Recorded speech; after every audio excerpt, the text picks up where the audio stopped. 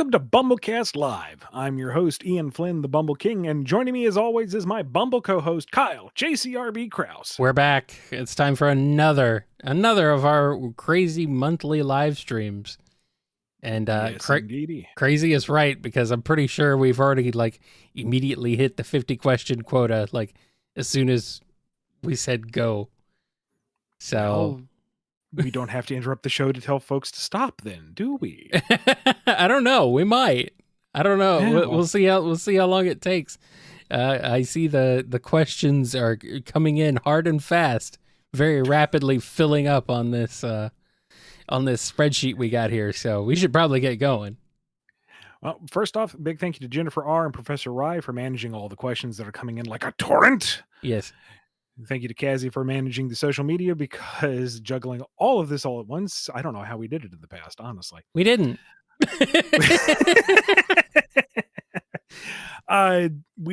As questions, I guess, are already cut off, I don't know, but we'll try to get to as many as we can. We will answer one per person, try to get to as many of you individually as we can within the time.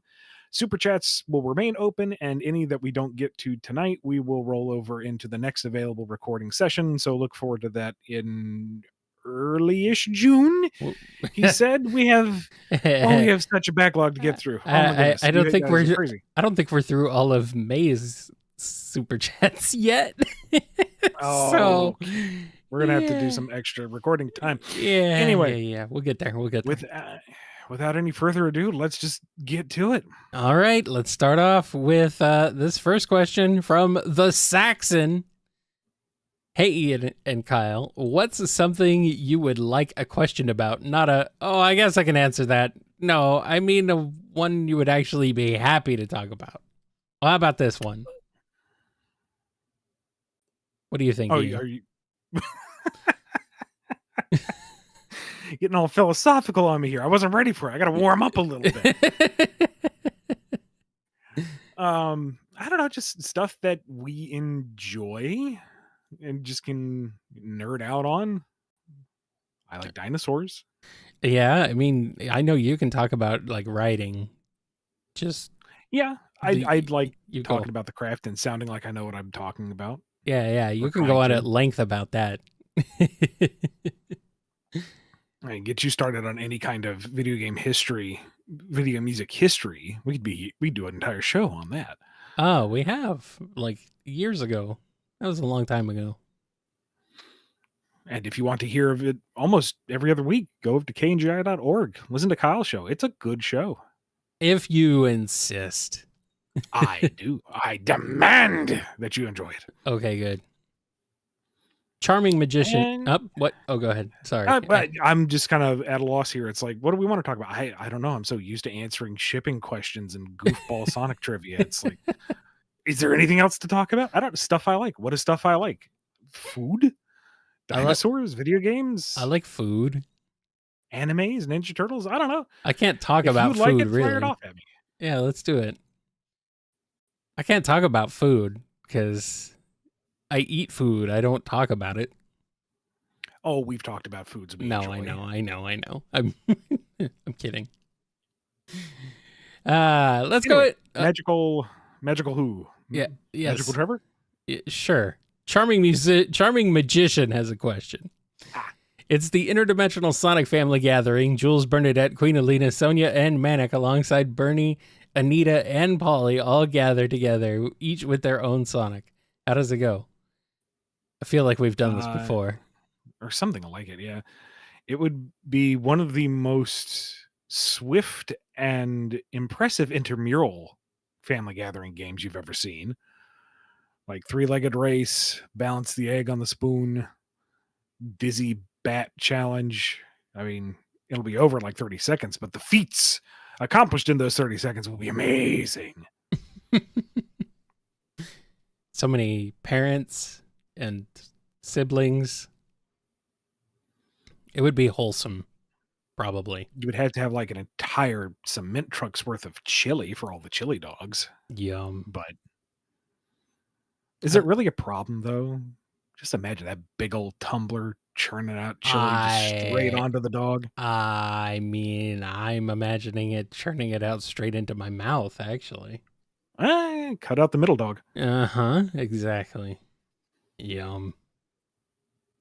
Murderside626 has a question. What would a crossover between Sonic and Awesome Possum be like? Would Sonic and Awesome get along? What about Dr. Eggman and Dr. Machino? You gotta kick Dr. Machino's butt, Sonic. I don't know that much about Awesome Possum. That's Like, okay. name. I don't think anybody knows anything about Awesome Possum. It's fine. Just make it up. But I mean, quite clearly he's a mammal with an attitude, and he has some kind of menacing mechanical he says adversary. He says, "I'm awesome." Well, I mean, at least he's self-assured. Well, that's his name, though. So it's also a statement. It's a state of mind. Okay, good. So I don't know, draw the parallels, maybe do a little tongue-in-cheek commentary on all the animals with attitude mascot knockoffs, but there's something about Awesome that just actually sticks. There's something enduring about the possum. I don't know what. I'd have to do a little bit of research on it, but by dinghy, I will find a way. Dr. Machino. Just don't you gotta kick Dr. Machino's butt. That's what. Well, yeah, of course. He's going to be causing problems. Yes. Maybe Awesome will actually literally kick his butt. Good. I mean, now I'm actually kind of curious about Awesome Possum. I don't have time to watch through a long play, but I might find time. See, this is how it starts. You put the little seed in the brain. It's like, oh, that's a silly idea. But what if it could work? I don't think so. I don't think it's worth bothering with. But what if it was? It's not. Crazier things have happened. I mean, yeah, true. I feel like a Sonic and Bubsy crossover is slightly more likely than. Yeah, I already did research on that one. I need something new. Okay, I was wondering. I mean, what could possibly go wrong? Chaos Wind has a question. Starline's next isekai sends him to BumbleKast HQ. Again? He's been here several times. Armed with both the Warp Topaz and Tricore, there's only one option: fusion. How do you think your fusion would look, and how would you win? Wait, fusion of me and you? Yeah, we've done this before too. I think so. Hylian. Yeah, that's weird. Because otherwise it's Ilile, and that just doesn't sound nice. Yeah, that's weird. Let's see. Kylian versus a tricked out Starline. I mean, he's got the mobility over both of us, fused or otherwise. He's got the gadgetry and, the viciousness, I suppose, but I don't know. We are not exactly lithe individuals. Fused together, we might just be able to juggernaut this guy. Yeah. He gets overconfident. Yeah. Our momentum can't be stopped. Mm-hmm. And the isekai adventure continues. There you go. Here's one from Dat Cartoonist Guy. Just wanted to posit this. In an alt universe, two of your favorite Sonic characters sit and discuss the BumbleKast franchise. What do you think that podcast is like?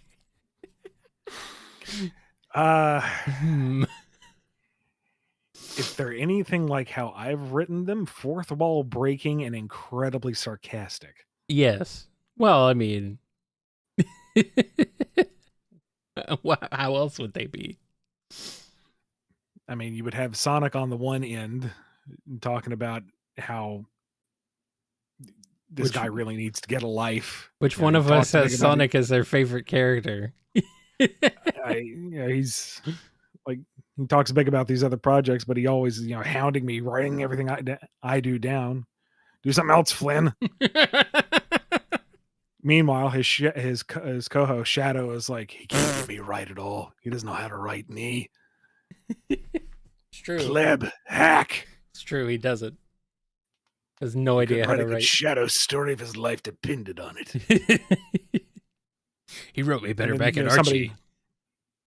Somebody writes in and says, "What do you think of Kyle?" And they're like, "Who?" Exactly. Thank you. Oh, the guy who reads the questions? Yeah, screw that guy. I thought it was just a really good teleprompter. It's some crappy AI. Don't worry about it. Let's switch over to some super chats. This one's from KB. It's IDW issue 50 and Starline's Darkest Hour. Before inevitably gets smushed, Starline gets to hear a lecture from Foghorn Leghorn over how much the platypus wasted his life. How does it go?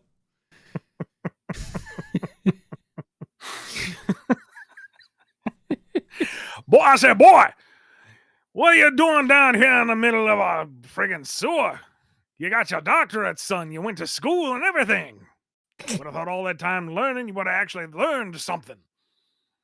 You gotta read the books. Don't just look at the words. Not there to be pretty, son. Look at your gadgetry. What does it get you?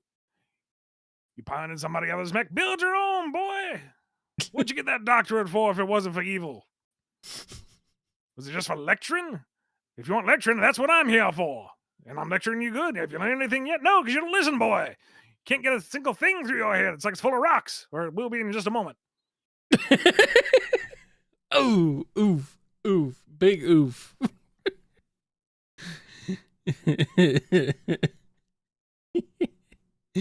Oh, man. It's too bad the Foghorn Leghorn memes are kind of played out at this point, but you know. No, it's fine. It's still funny.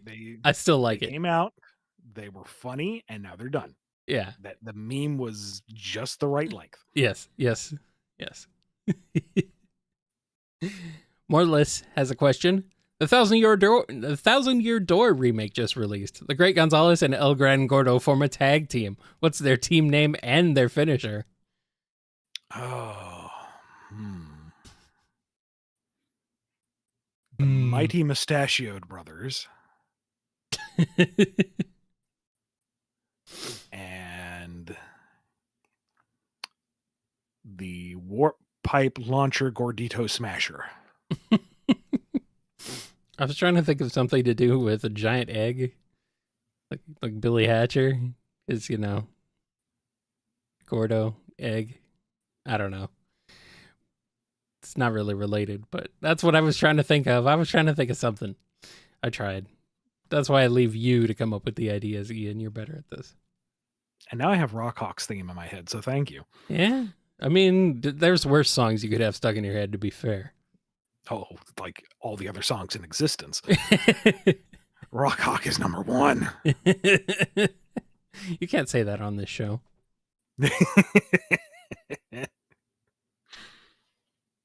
Hero Squad is here with a question.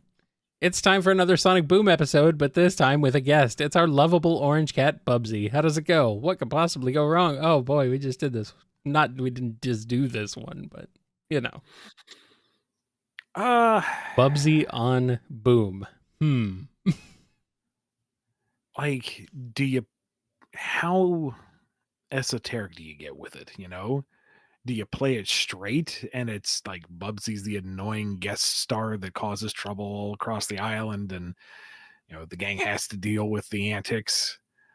Or do you get really meta with it and Bubsy shows up and you're expecting it to be a train wreck, but it's like one of the most placid and calm days they've ever had. Like everything falls into place. Nothing bad happens. Bubsy's just a cool guy that they hang out with. And you keep waiting for the shoe to drop. Something stupid's going to happen. Something disastrous. The island's going to blow up. I don't know, something. And no, it's just he came by and he hung out and they played board games and he went home. It's like, I don't know what we were expecting. I mean, what could possibly go wrong? I mean, yeah, what could possibly go wrong?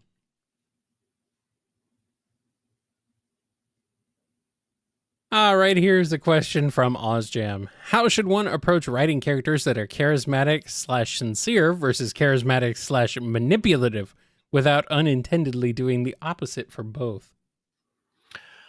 Tricky. Very tricky. I think the biggest thing is how those characters act and what they do for the other ones around them. Like if you have a charismatic character who is meant to be charming and uplifting and just a decent individual, then show it through their actions. Like if someone is in trouble, they help them. If they give advice, it is legitimate good advice for the benefit of the person receiving it. They, whatever they say they're going to do, they actually do it. Whereas if it's supposed to be the sketchy kind of charismatic, the one who's manipulating, then, see what it is that the characters around them want and make it and stage their conversations so that the charismatic one is saying what they want to hear to get what they want. Make it, they promise the moon to character A and then do the exact opposite just to appease character B. You can't just write the character dialogue by itself. It has to be how they affect the rest of the cast and the world around them. So if the self-serving one does things that are detrimental to others, then it's clearly serving to them, but they are just so darn charming about it. Hopefully the reader will be able to see, oh, you love to hate them, but there's the hate. The hate is definitely there because they're a bad person. Mm-hmm. This also requires your readers to have some media literacy, but that's a whole other topic of discussion. Good luck with that. Sorry, readers. Scruffy Matt has a question. Yo, Ian, from an aspiring Canadian to a fully authorized one, can I borrow a bag of milk? Aye, yeah, you want the homo milk? We got that down at the store. What? That's how we talk up here. I had to swear in like this, don't you know? My wife's not impressed with this voice guy. I don't understand why. That's how she talks. I mean, I can't. Us both. I can't tell the. I can't tell you're not Canadian. That's how she sounds. She says sorry and everything. Now, he jokes, but it is one of my favorite things is when someone comes up here for the first time. I'm like, let's go to the nearest convenience store or grocery store. They're like, why? It's like, no, don't ask questions. Just come to the dairy section. Yeah. Something to show you. Yeah. And I show off the bag milk, and every time they're like, "Wah! Wrong! Distasteful." You didn't do that with me. I already knew it. Well, see, it's not fun if you already know. I am well aware of the bag milk. I mean, they used to give us bagged pints of milk in school, so which is weird. Yeah, it was a little weird, but yeah, you stuck like a straw in the side and drank like it. A Capri Sun? Yeah, kind of like that. Yeah. Okay, that's weird even for up here. I know. Yeah, they don't do that anymore, but they used to. And for those of you who are like completely lost by this topic, up here in Great Canuckistan, we have liter bags of milk. If you don't know what a liter is, Google it. And you just put it in like an open top pitcher, snip off the end, and pour your milk. There you go. Yeah, it's not really that complicated. No, I mean there's regular cardboard cartons and regular milk, he says with air quotes, but there's milk in the bag as well. Yes. I find that it spoils faster, but maybe that's just me. That's why I don't buy it anymore. Also, it's plastic. You're just using up more plastic. Yeah, whatever. It's fine. Don't worry about it. Here's Zach D with a question. Hey, Ian, I was hoping you could tell me how much you know about the following things. Oasis, The Monkees, Darkwing Duck, Mighty Med, Danger Mouse, and Pen Zero Part-Time Hero. Okay, let's do this one by one because I cannot retain all that. Yeah, Oasis. The band? I'm assuming the band. I know it's a band. Okay, well, that's a good first step. I know I've enjoyed at least one song by them. They have a champagne supernova in the sky. Ah, okay, that's them. See, Kyle is the music I think that's guy. them. I think that's them. Not to check. I'm terrible with music trivia. Like Aaliyah gets frustrated all the time. She's like, "You love this song. You love this band." I'm like, "Who are they?" I have no idea who they do this song. What song? She'll hum a few bars. Oh, that song. Yeah, I love those guys. Yes, all the time. Yes, champagne supernova is them. Yes. Part 2 is number 2 is the monkeys. Very stinky exhibit at the zoo, but they're still charming animals. No, the monkeys with 2 E's, not not an EY, like the band. Yeah, nothing. Nothing? You've Nothing. never even seen the show? Hey, we're the monkeys. We're always mucking around. Yes. Da, da, da, da, Yeah. da. Yeah. Oh, that's a theme song for something. That's the theme song for the monkeys, the TV show. That's neat. Or Good is for it? them. Or is it the TV show? Was it the TV show that had that theme song? Yes. Okay. I just had to Did they double cross check. over with Scooby-Doo at some point? I don't. Maybe. Probably. What hasn't? To be fair, Sonic the Hedgehog. That's probably where I know it from, to give you some litmus of how much I am not in the know here. Number 3? You weren't a daydream believer. I see how it is. Darkwing Duck. Very rusty. It's been a while, but appreciative of it. But you know Darkwing Duck enough. At least. Yes. He's the terror that flaps in the night. Blah, blah, blah. He is the bagged milk you were not expecting in the convenience store. He is Darkwing Duck. Yes. He is a pastiche of Batman and pretty much every other superhero. It's fine. Don't worry about it. Mighty Med. I don't know what that is. Mighty Med? Mighty Med. I thought you said Mighty Mouse initially. I'm like, yeah, I kind of know that a little bit. Mighty Med. Mighty Med. Not a clue. Cannot even take a stab in the dark. Mighty Med. That is a Disney XD TV show from 2013 to 2015, apparently. Oh, okay. Never heard of it. Looks like some kind of live action superhero show. Live action, even. Interesting. Okay. Danger Mouse.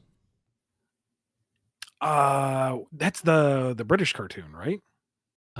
Maybe. Unless they mean the musician Danger Mouse. Oh, there's a musician name? Yeah, but I don't think that's what they're talking about. Given the other ones, I'm assuming he means the cartoon. It's British. Yeah, it's British. Yeah. Yes. And I'm honestly more familiar with like the original run than the rebooted series. And even then, that's like passing knowledge. Like I have fond memories of being very little and watching Danger Mouse and Banana Man and whatever else Nickelodeon was showing in between other shows that people watched, but I don't know a lot about it. Mm-hmm. And the last one is Pen Zero Part-Time Hero. It sounds like another thing. I don't. Is this another like Disney live action TV joint? Yeah, it's not live action. It's animated, but yes, it's another mid 2000s, mid 2010s Disney animated show. Looks like. Yeah, never heard of it. So that goes just to show how cultured we are. More like a bacterial culture, but anyway. Lord Van Oscar has a question. Since Auntie Whisper would be like Lobo, does she call herself the main wolf? And would Auntie Tangle be a more serious Doctor Doom-esque character? I'm assuming the two are still in a relationship. Yeah, the main wolf. That's a funny pun. That's pretty good. That's pretty good. I do enjoy that. Auntie Tangle would be Strangle. Yes. Yeah, she's just like a street tough. She likes picking fights with people and beating them up for funsies. You know, lasso them around the neck with her tail, hang them from a lamppost, and use them like a boxing bag. Yes. I do Although I am entertained by the idea of her being a Dr. Claw-esque character, and it's just her in the big chair and the big gauntlets on the end of her tail. I do love the name Strangle. It fits. It's very fitting.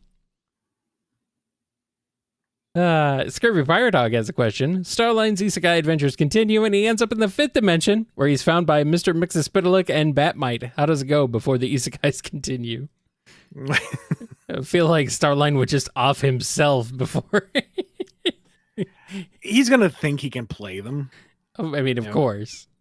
And they've seen him crossing dimensions. They think it's kind of entertaining, so they're going to dangle the carrot before him. Oh, we'll give you whatever powers you want, whatever scenario you want to prove yourself. Let's see how he screws this up. Meanwhile, he's thinking, oh, these gods think they're toying with me, but I will turn the tables on them. I will be the one with all the power. And, that's how the plushes begin.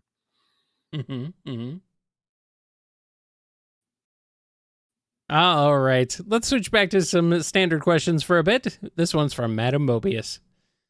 Starling isekais onto the Ark, but he crashes into Maria. In a panic, he steals one of her spare outfits and a blonde wig, taking her place. How does this alternate history play out? You know exactly how this is playing out.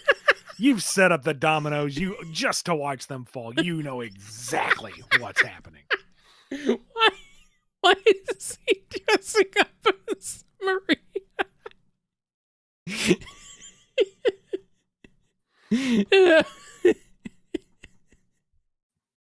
Fast forward 50 years and Shadow's traveling the world and he comes across this remote cabin with a 50-plus-year-old Maria. How are you alive? Funny story, actually. Oh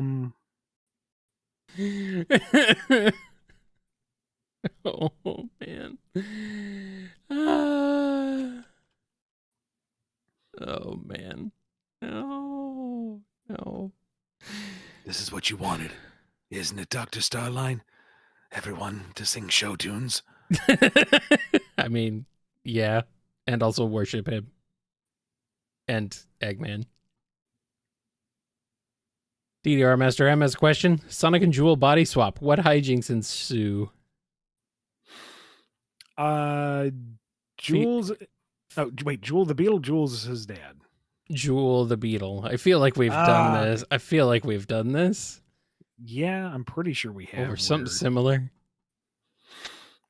I mean, he enjoys flying for once. See what it's so cracked up about it. Out of courtesy for her, he makes sure to not do it in the Mineral Museum again. And Jewel is kind of thrilled by the speed at first. Who wouldn't be? But then there's a degree of control one must have, and she hasn't quite mastered that yet. So maybe from here on out, she's just going to take it nice and easy, and she's not going to blame Tangle for anything ever again, because holy crap, how do you move this fast? It's true. All right, question from Super Sharkbait. Didn't you say that Mimic has some limitations to his shapeshifting power? What happens if Mimic has some gene mutations that make Mimic's shapeshifting powers unlimited? How doomed is the cast? It's like playing prop hunt for keeps. Oh, no. Oh, what a comfy stool. Might as well sit down and rest your aching back. Oh, no, there's a knife! A what stool? A stool. A comfy stool. Okay. Oh, what a refreshing glass of lemonade sitting out there. I don't think I'll help myself to it. Oh, no, a knife! That lemonade's got a knife! What an adorable kitten. I'll go over and scritch a little behind its ears. The tree behind me has a knife! Is it cake, but it's a mimic? Thanks, chat. Sonic needs those rings to survive the next hit. Oh no, they have a knife! Everybody's got a knife. At once. What a nice knife! Oh no, it's got a knife!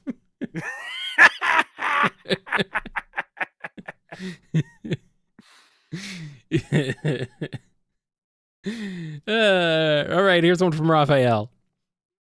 I'm assuming the Ninja Turtle. Almost all Game Gear games took place on South Island. Is there any chance of a retcon so they could take place on different islands now? I don't know if it would be worth it to do that. I kind of like the idea of South Island just being covered in places to explore. Did Triple Trouble take place on South Island? I'd have to look again. I don't know. Thought it was... No, well, I was going to say I thought it was Angel Island, but it might not be. I don't think so.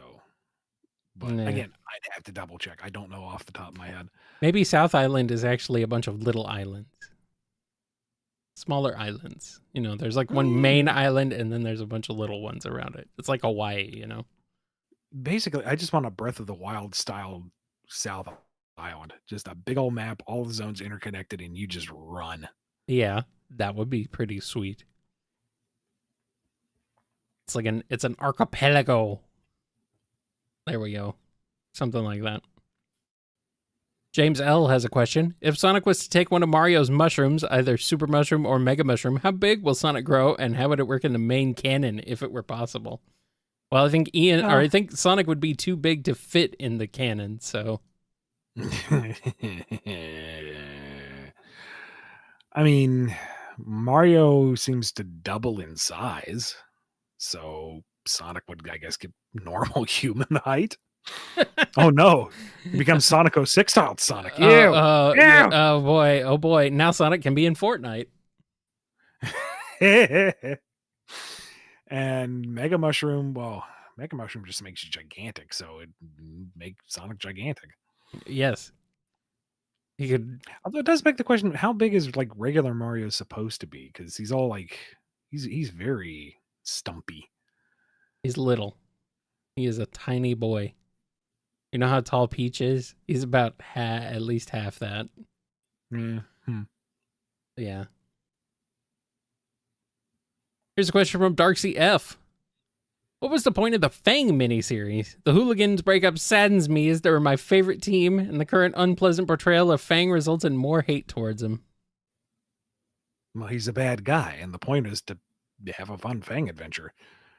But he's a bad guy, and just because he's a bad guy doesn't mean he has to be a bad guy. Yeah, it does. Oh. Are Bean and Bark bad guys? No, Bark is not. He just kind of tends to hang out with bad people for some reason. And Bean is just kind of like chaotic neutral. Okay. Well, I guess that's okay. But still. Anyway, we're going to go switch over back to some super chats. This one is from JCR1216. Surge and Kit find Sonic and Tails unconscious, and it turns out they both lost their memory. What does she and Kit do next?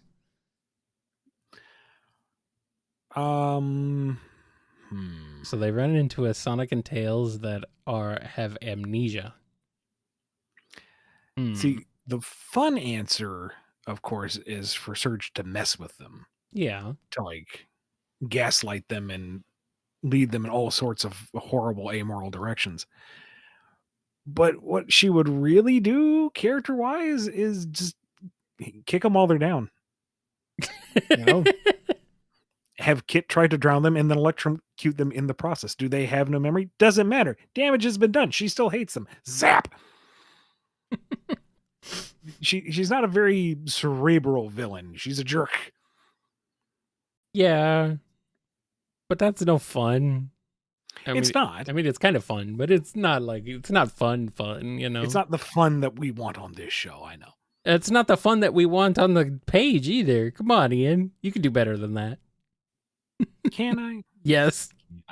Well, what if I don't want to? Well, fine. We'll move on to the next question then. This one's from Frozen Apple Juice. How would you write a Sad AM and Adventures Of version of the mechanics? Like it be as similar as the Sonics or as different as the Robotniks? If we're doing Sad AM, then they are just kind of normal worker bots who, through some circumstance, I don't know, maybe they get exposed to a power ring and that kind of warps their wiring and they decide to rebel and they go over to the freedom fighter side. There'd be a momentary, do we trust the robots? Are they double agents? And then they do something to prove themselves. And now they're welcome members of the team, etc., etc. Heavy and Adventures. Heavy and bomb, right? That's the mechanics? Yeah. That's right. Yeah. Yeah. That's what I'm assuming. Double checking. Adventures of Cheech and Chong Pastiche. Why'd you have to say that right when I'm taking a drink? Because everything they say is so heavy, man, and all these adventures are the bomb, and we're gonna say stuff that almost implies what we're referencing, but this is a children's show, so we're not really gonna do it. And they with their best friends. Duh, bears. Here, Sonic, hold on to my oregano while Officer Robotnik comes by. Oregano.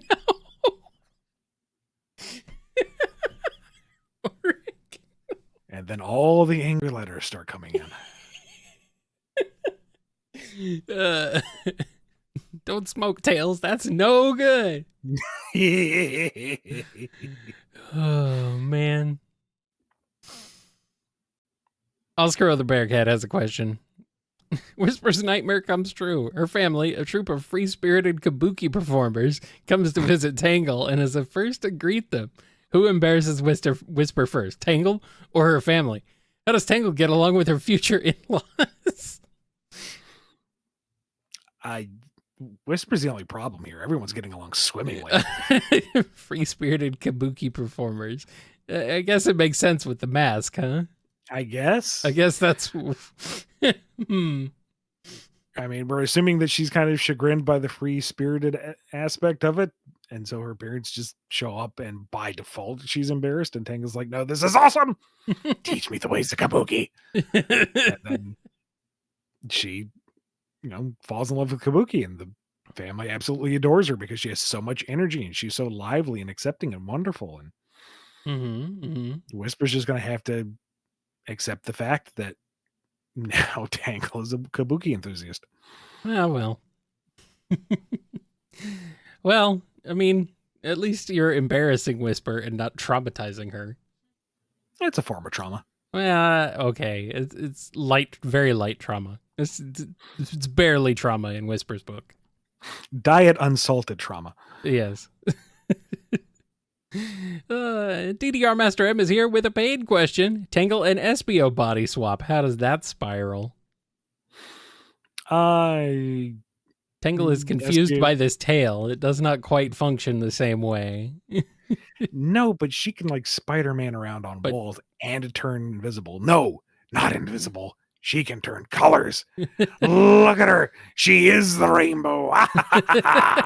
And then she sneezes. Which just makes the rainbow cycle faster. She's going to seek out some pepper. Also, how does that spiral? How does that spiral? I see what you did there. Meanwhile, Espio is enjoying the fact that he has a built-in ninja rope now. Perfect. He can't go invisible, though. In fact, he's way too vibrantly colored. Yeah. His outfit is, at least. Just to that, so, Yeah. He's perched up on the wall. No one can see me. Oh, we can, buddy. You're right there. You're wearing bright orange. I've made a miscalculation. Yes. All right, Mr. Hanabi West Soda has a question. Tell me exactly what you imagine the Sonic series being like if Coach Z from Homestar Runner replaced Sonic in all the games. Give every single detail. I'm not going through 30 years of games. No, but it would be funny if you did. Suffice to say, the extended cast would have to learn how to take care of themselves real fast.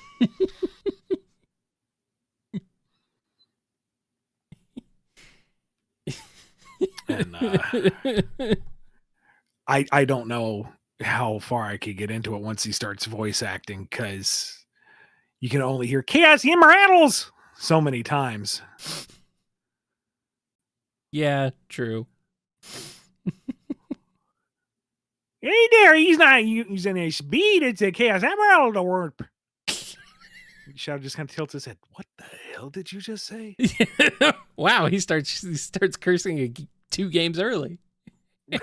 Coach Z has that effect on people.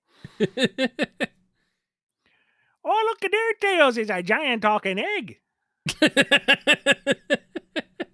We got a stamp, Dr. Robotnik.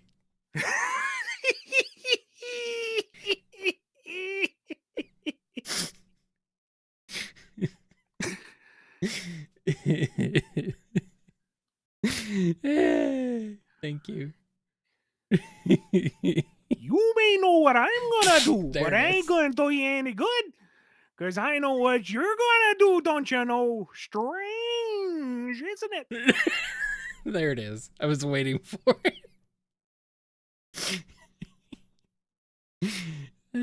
Thank you. Thank you. What you see is what you get.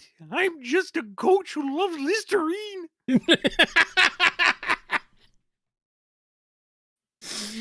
Oh no. Yeah. All right, let's move on before I die. Diamond Death has a question. A tweak on a previous one of my questions. Do the current modern-only releases generally take place in release order, starting with Frontiers, ignoring remakes, and vice versa post-Mania? Not answering any timeline questions. Didn't you already ask this? I really feel like you did. No, we got this from And it's somebody else on a priority Q&A. no, it's the same person, Ian. Oh, okay. No, it's the same person. They have a different YouTube name, but it's the same person. Gotcha. Well, when I say I'm not answering timeline questions, I'm not answering timeline questions. Don't try to be clever. This is ignoring remakes is the tweak apparently, but it's still the same. The answer is still the same. It's the same question is, do these games come in this particular order? It's a timeline question. Yes. Don't ask. I'm not answering. Yeah. Or ask all you want. I'm not answering. Yeah. Sorry, bro. Unless you don't like to be called bro, then I didn't say that. Godzilla has a question. Ian, what is your thoughts on how the Knuckles series portrayed famed Echidna warlord Pachacamac? I thought Christopher Lloyd did a great vocal performance. I'm curious how I became a Mets fan. Spoilers! I don't think Ian's seen it still. I've not, but spoilers are kind of impossible to dodge. I know. I mean, it's Christopher Lloyd. I'm going to just take it on faith that he does a fantastic job. I was kind of surprised to hear his voice coming out of him, but it worked. I would give a shiny nickel to have him do a serious Pachacamac. Yes. But I believe that ship has sailed, so. Yeah, well, you know. We'll see if the franchise can handle serious tone in movie 3, huh? Maybe. Let's switch back to some standard questions for a bit. This one's from The Normal Person. To form the Turbo Megazord from Power Rangers Turbo, each Ranger must ram into each other at high speed. How would Team Sonic do in piloting the Zords and being able to form the Megazord? That's pretty funny. That's a good point. If it's the modern cast, they'll do just fine. If it's the BumbleKast, they're just going to cause a 5 Zord pile up. It's just going to turn into a demolition derby. Yes! What are you doing? You're supposed to form the leg. Well, you're supposed to turn right first. We're all supposed to run into each other. Eggman standing by and his boss like, would you just hurry it up already? I haven't got all day. This would be an amazing episode. At this rate, they're going to destroy themselves before I can destroy them. There's no fun in that. Oh, man. Oh, man. Jesus. It's hilarious. Just a Penguin has a question. Eggman and Metal Sonic are both competing in a Mario and Sonic Olympics event. Metal Sonic is winning against Eggman. Will Metal Sonic attempt to deliberately lose to Eggman? What hijinks ensue? There definitely will be some complaints from Eggman. You know, you're supposed to compete, but make me look good. But when you're so outclassed, how can you do that without making it clear you're throwing the event? Eggman's not going to get disqualified. So he's just going to have to take the L and be salty about it. All right. Oscar the Bearcat has a question. In 1903, a little girl threw a badger at Teddy Roosevelt. He proceeded to adopt it. Imagine if this badger was Styx. How different would Styx be raised by America's 26th president? Little known fact, it actually was Styx. Yeah. Yeah, it was. It was an interdimensional thing, and that's the entire reason why Teddy adopted her, because she was just so precocious. She's like, "Did you know Bigfoot's actually somewhere in the Ozarks?" And he's like, "Yes, I shot it."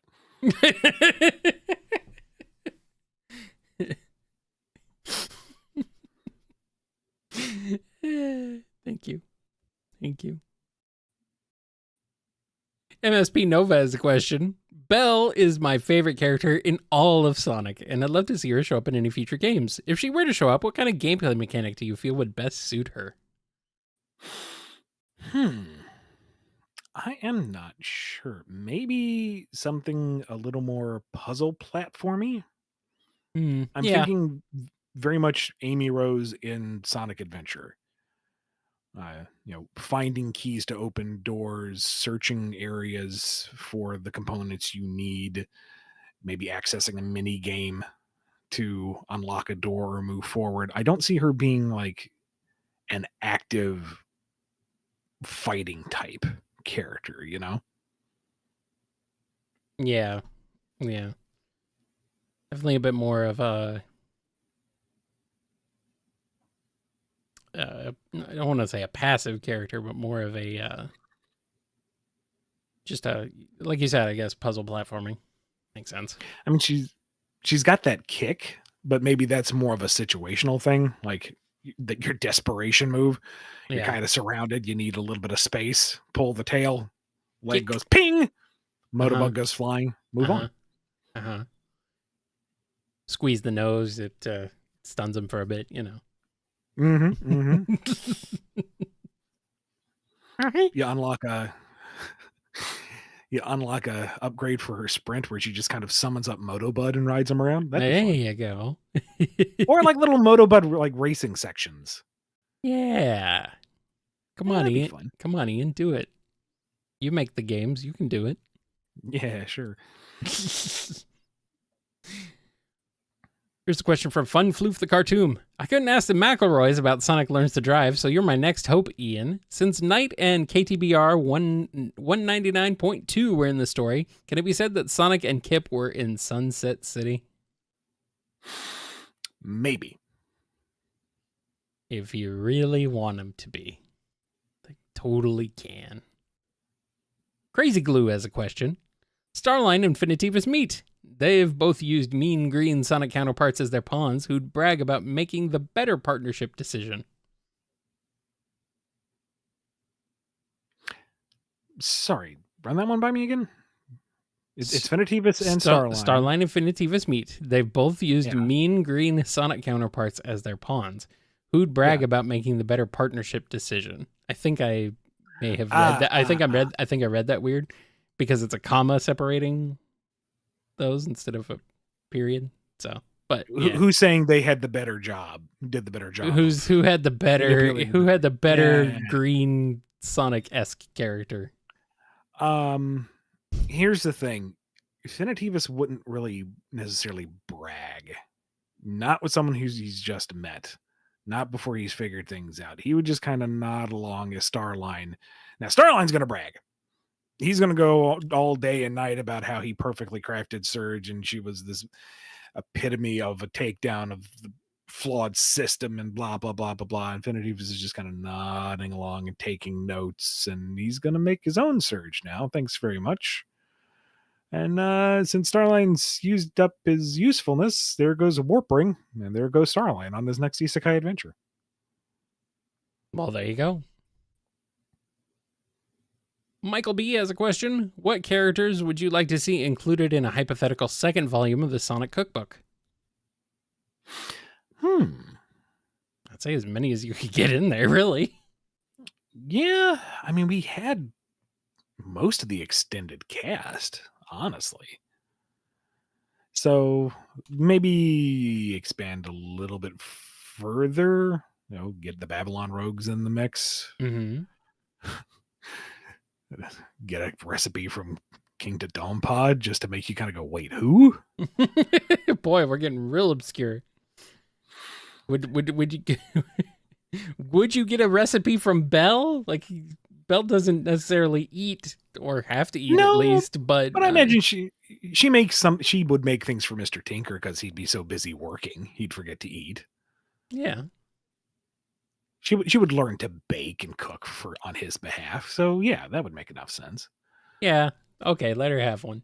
Put her in there. Lanolin's coffee recipe: grind beans, boil, drink.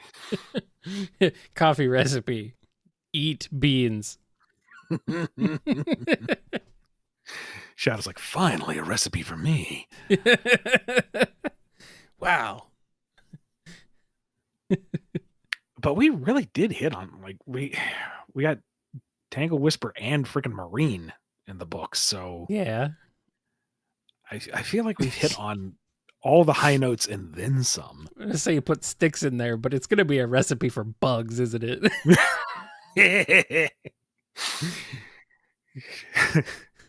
They told me to write a recipe for ants on a log. I was really excited until I realized it was peanut butter. We're eating literal sticks. Like fang, bean, and bark. I mean, you could put them in there. Yeah, maybe a classic one then. Focus on the classic cast. Yeah. Have Trip get in there. Honey, because I said so. Yeah. Make it a classic cookbook. Mm-hmm. And kind of along that line, one bit of feedback that I got a lot was folks thought the recipes were a little too complicated. So I don't know. You didn't make them. For cook. All recipes are kind of complex to me. I overthink everything. So, but if we did like a classic Sonic cookbook, maybe have simpler recipes overall. Maybe, I don't know. Mm-hmm. Please don't make Sonic's chili dog, classic Sonic's chili dog recipe be open a can of Hormel chili. No. No. A book of microwave recipes. Oh, boy.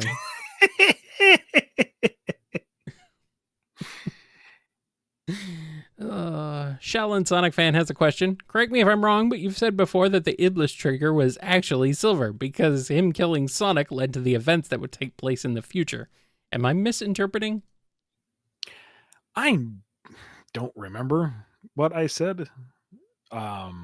I don't think that's right. So if I said that back then, you're an idiot, Ian. Why are you even doing this show? Okay, good. I think you were calling the person asking this an idiot, but no, yourself. Good. No, I think, let me work backwards on this. I think what maybe what you heard was kind of like a game of internet telephone, where I've said that the translation and localization of 06 misses the nuance of the Japanese, where the word used for blue hedgehog could also be used as naive.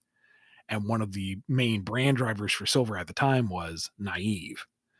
So, and Blaze kind of almost addresses that by yourself in an internal monologue, but again, the nuance is missed in the English because blue and naive had nothing in common. I feel like it would be better to say the powerful hedgehog or the driven, the heroic, something like that. A common denominator between Sonic and Silver. So, maybe that's what we're getting at. Maybe that's what you heard. Because from what I remember of 06, like in the doomed timeline, Sonic isn't even near Elise. The egg carrier blows up, and I'm assuming as she's, incinerated, she cries out, and thus Iblis, goes argle blargle blargle and destroys the world. Sure. It isn't until Mephiles gets involved that Sonic technically becomes the Iblis trigger because he dies. And that makes Elise go argle blargle blargle and, fire everywhere. So I'm not sure. It's been a long time since I've talked about 06. It's been a long time since I've theorized about triggers, Iblis or otherwise. And we've done a lot of questions on this show. Argle blargle blargle. Argle blargle blargle. Argle blargle blargle. Holly's Wacky World has a question. Wow, Mighty finally got to be playable in one of those fancy pants mobile games. And you're allowed to pitch some costume ideas. What do you come up with? The Aaliyah Baker Archie post boot design. Yes, I do like that design with the goggles and everything. Yeah. What else? I mean, you got to give him some sort of like knight armor because that's the cool in thing to do these days in the mobile games. Why not? Why not? For Halloween, give him a Frankenstein's monster. Yeah. Bolts instead of ears. Big stompy shoes. I don't know. That makes sense to me. Sure. The horrible yellow skin variant that wouldn't go away for the longest time. What? He was miscolored as yellow for the longest time in the Archie books. Oh, you're right. Yeah, okay. Oh, that was terrible. Don't put that in there. It's a deep cut. Somebody would appreciate it. I mean, it's Not me, but it's very deep. Well, you would appreciate it on a level of on a referential level. I would. But you wouldn't appreciate it on a visual level. No, not an aesthetic level. Blah. Oh, no. Oh, man. Give him like a Ryu outfit, Street Fighter Ryu outfit. That'd be pretty cool. Because he's he's a punchy boy. I guess. Yeah. Makes sense. Wouldn't it make more sense for him to dress as Ken since he's red and black? Whatever. It doesn't have to be exactly those colors. It could be whatever. Ken's blonde, Mighty sometimes yellow. It all works. They both wear Ryu and Ken both wear the same clothes pretty much. It's fine. Don't worry about it. They're just palette swaps. Only if we get a Blanca Sonic. Okay. If we have to do the Street Fighter crossover for real, let's go do it. Also, Akuma big. Makes sense. Akuma, yeah, big as Akuma or big as M. Bison? But who's M. Bison in this scenario? I guess Eggman's more M. Bison. Yeah. Call him E. Bison. Yeah, and Surge would have to have a jury costume. Oh, absolutely. And that would be, why isn't that a thing? Someone get on that. Emil C has a question. Could Neo Metal upgrade himself even further? Potentially. I mean, I don't know how much more you can be upgraded if you can steal everybody's abilities and you're a shapeshifter and you've got Metal Sonic's kit to boot. You'll figure something out. Give me time. Potato Chisps has a question. Does Kit ever take the backpack off? Does he sleep with that thing on? I feel bad for his shoulders. I'm honestly not sure if he can. Well, I mean, you made him.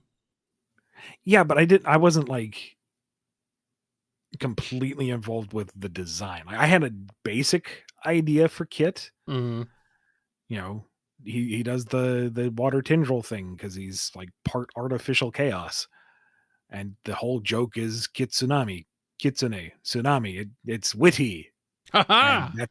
That's about it. I didn't know how it was going to work.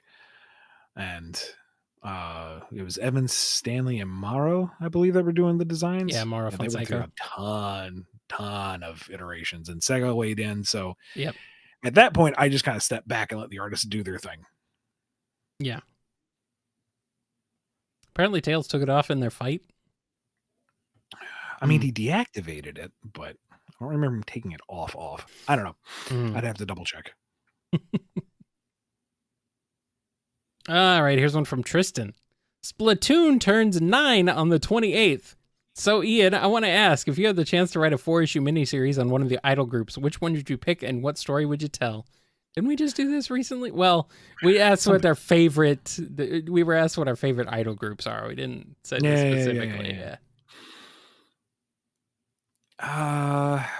Can I cheat and use all three and it's a battle of the bands? Yeah, except they're all friends.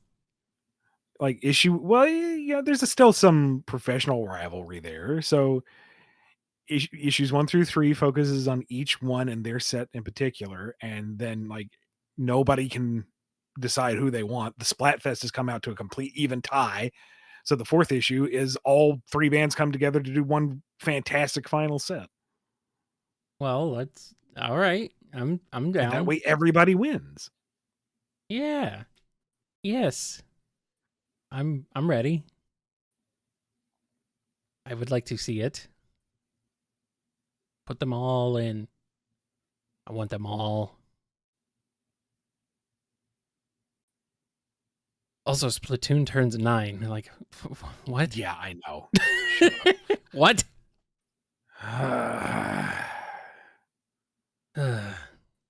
Media Muncher 69 has a question. Nice. Why did Silver go back to stop the metal virus? To not die? Probably because his future was all sorts of messed up by the metal virus. I'm just throwing that out there. It's amazing he didn't get infected at some point. Yeah, and that entire scene hinges on the flashback of him floating above the ground with his TK. Like, if the art had drawn him standing in the infected grass, I was going to be in trouble. Like, I put all the eggs into that basket, and when the art came in, it's like, oh, good. Now I don't have to retcon things in the plans that I haven't even pitched yet. He's floating around this whole time. He's spent his entire, his entire existence floating around. I mean, he got back to that future, and he's floating around going, I don't think I should step on any of this. And then the portal back appears, and he's like, I'm just going to go over here now and fix this. Okay, bye. Yep. Oh, man. Happy Times has a question.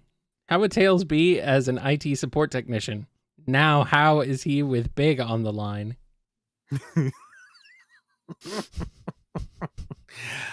I think Tails would hate it, regardless of who it is. Like, he wouldn't mind helping the little old lady figure out how to send an email to her grandson. He'd be very patient with that. He would start to lose his patience with the kid who's trying to figure out how to use his parents' credit card. The first time Sonic prank called him, it was funny, but this fifth time's really starting to get on his nerves. He's got work to do. And Big is going to be his Joker moment. Oh, no. I mean, it's 2 hours after his shift is supposed to end.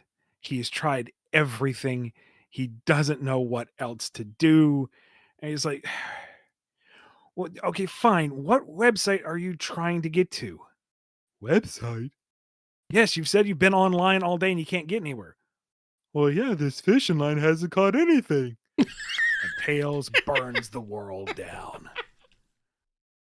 Oh, man.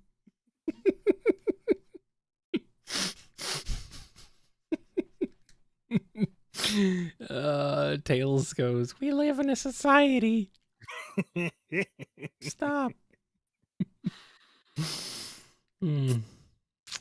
Poor boy. Poor Fox boy. Can't catch a break. Bladed Fox 14 has a question. Would Sonic wear Jay Garrick's hat? I mean, if he had to. As a joke. He'd wear it at least once for novelty's sake. For fun. Like, you know, someone hands it to him and he's like, put it on. He's like, uh-huh. Well, it was worn by the fastest man alive. You mean it is now?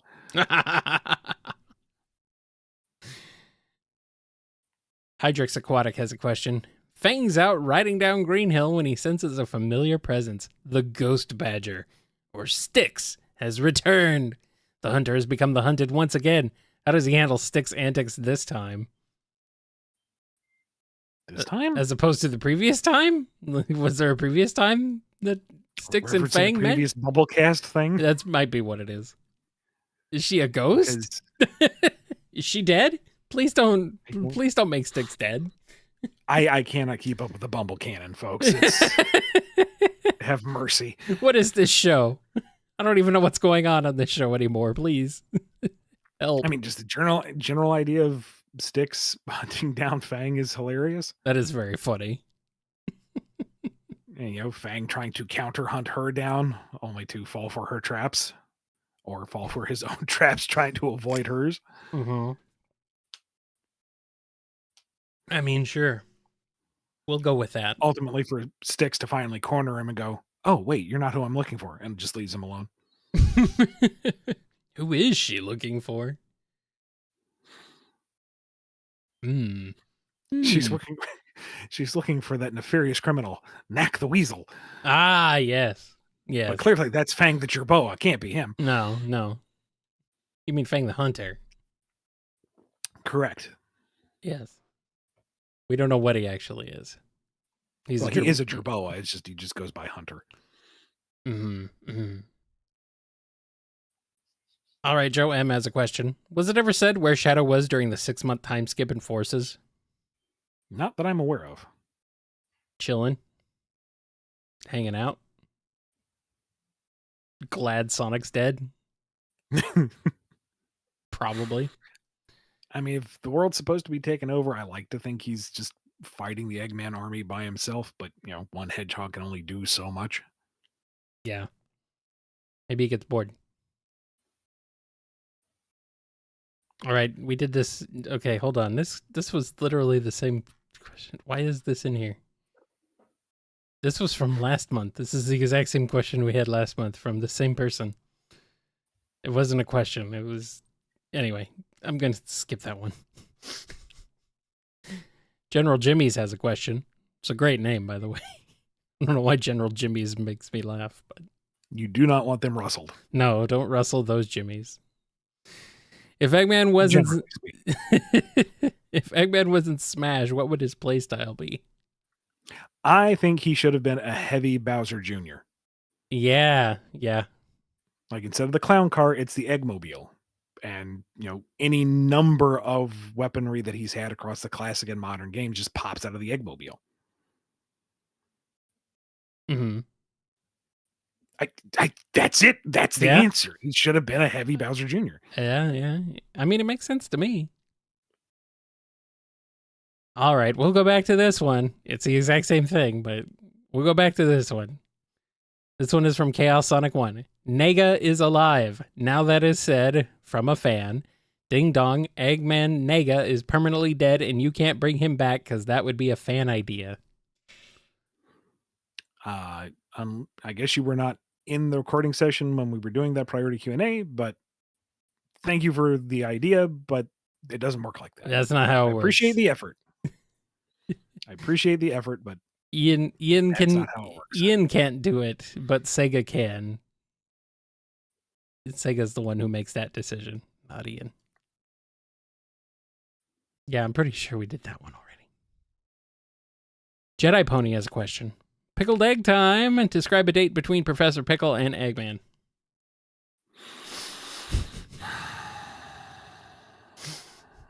Why? Because we're live and we're cornered. Because they gave us money to, I guess. Who is taking who on the date? I feel like that carries a lot of weight because I don't know if Professor Pickle has the wherewithal to actually date anyone. Like, he lives for his research and he's a bit scatterbrained otherwise. So as far as he knows, this is like an academic luncheon. And Starline is jealous, but he's gonna try and be not jealous. He totally isn't jealous. That's not why he's here masquerading as the waiter. Eggman's gonna have to initiate. And is he doing this to prove his superior intellect? This was the only way to get onto Pickle's schedule? Or is he proving that he is the absolute gallantest of geniuses? He can woo anyone, including Professor Pickle. Look, he went and did the research. He found the best cucumber sandwich in all of Spagonia. He made the reservations. He wins. All right. It wasn't a competition, but he wins. There you go.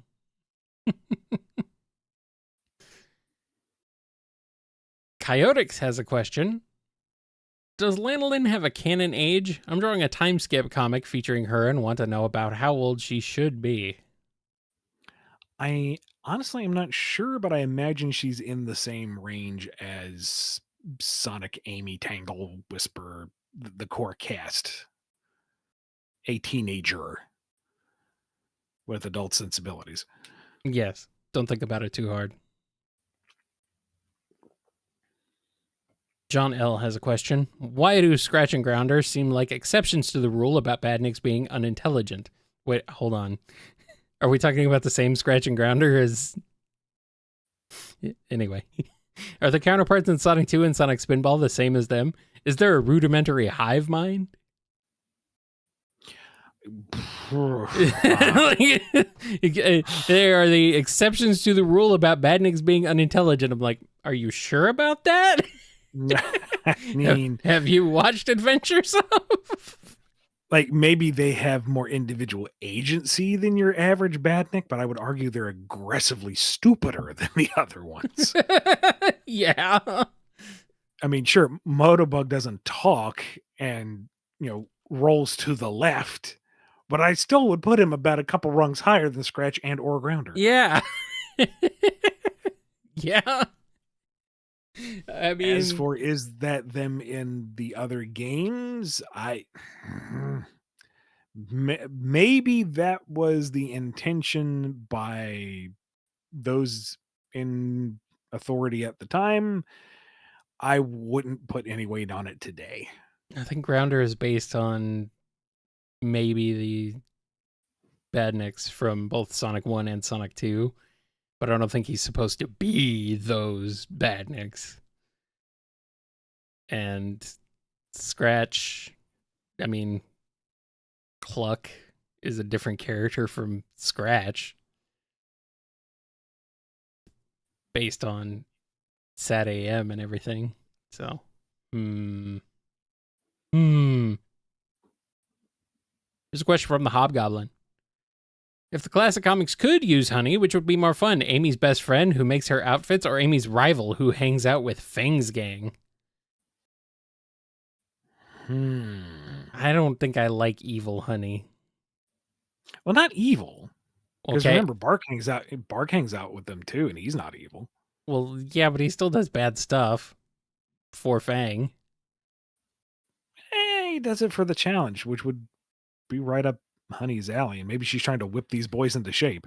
I guess. You want to be premier villains? Well, you gotta add some razzle dazzle to this. Come on. What is with that ascot? It's a bandana. It could be more stylish. And really, winter wear in the middle of summer, you need to accessorize. She does like the hat, though. Definitely goes with the hunter motif. And the belt, minimalistic, but effective. Fang gets a pass. Okay.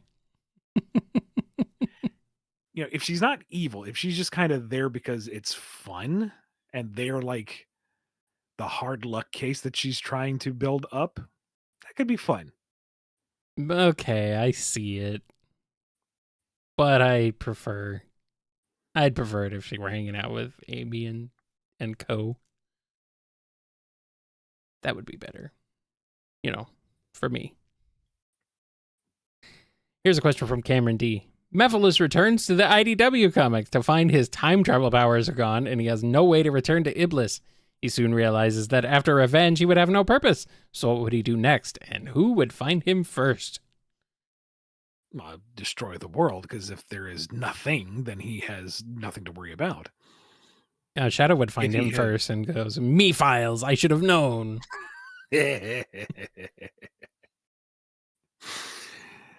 Or, I don't know. It's too bad Starline got smushed, because this is the exact bad decision he would make. Yeah. Ooh, a temporal smoke demon. I can totally work with this.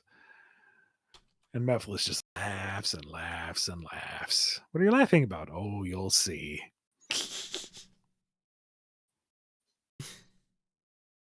I don't know. Maybe have Mephiles go around empowering other lesser villains.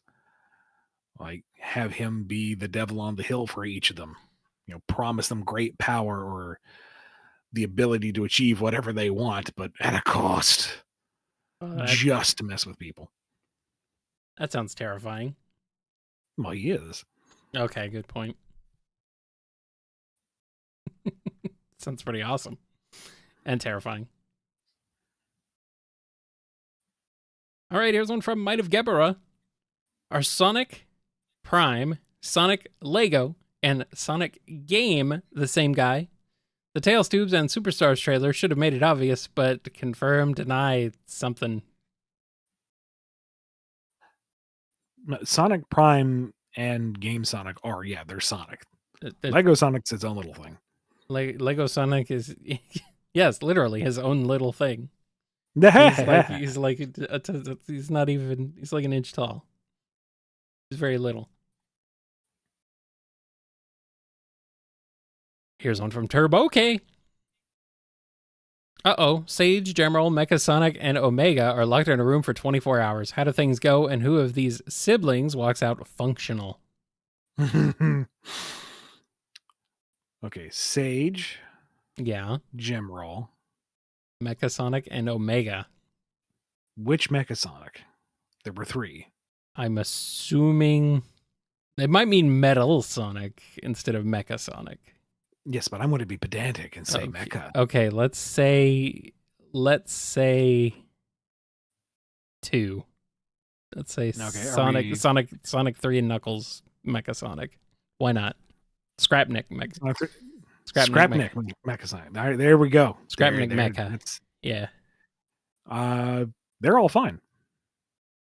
Are they? Even Omega? Sage isn't going to cause a problem. Okay. Gemerald and Omega are already cool. They had their little fight. They're bros. Okay. Mecha isn't going to necessarily start a fight himself. And the fact that he has rejected Eggman and has decided to be his own robot is pretty much along the same path Gemerald went. And Omega will be like, you are cool. Let us destroy other robots together. Okay. So yeah, they're fine. Now, Sage is not going to like the idea of destroying Daddy's robots together, so maybe she'll forewarn him when they all leave the, I don't know, ice cream social that these robots are having or whatever reason. But she's also not going to actively destroy her father's productions. That just doesn't sit right with her. Mm-hmm. Mm-hmm. But otherwise, they're fairly chummy. Sage isn't going to. Sage isn't going to pick a fight with them. What is she going to do? She doesn't seem like that. She doesn't seem like that kind of character who would try and get them to turn on each other. Like maybe she'll kind of egg them on a little bit, but it's not going to take. No. Okay, what if you swapped him out Mecha Sonic Mark II with Metal Sonic?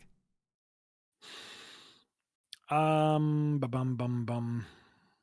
Sonic doesn't really have a beef with any of them. But Omega would. Because Metal Sonic is one of Eggman's robots. He is. And he is still loyal. But he had the chance to destroy him in Heroes. And he didn't. So why? Strange, isn't it? It is. I don't know. Maybe Gemerald manages to talk him down. Mm-hmm. Or Sage. And Sage doesn't want, Daddy's prize robot to get eviscerated. So she's like, yes, talk him down, please. Calm Blue Ocean. Yes. Torn Blue Robot? No, Calm Blue Ocean. Torn Blue Robot. Calm Blue Ocean! Yeah. Calm Blue Eviscerated Robot. No!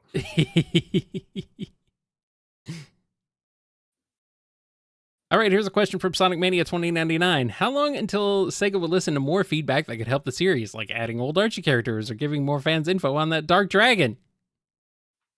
There's no timeline on this. It's requests politely what you would like to see and hope that you are in a large enough group to warrant the attention. Could be tomorrow. Well, actually, no, it couldn't be tomorrow because tomorrow is Sunday.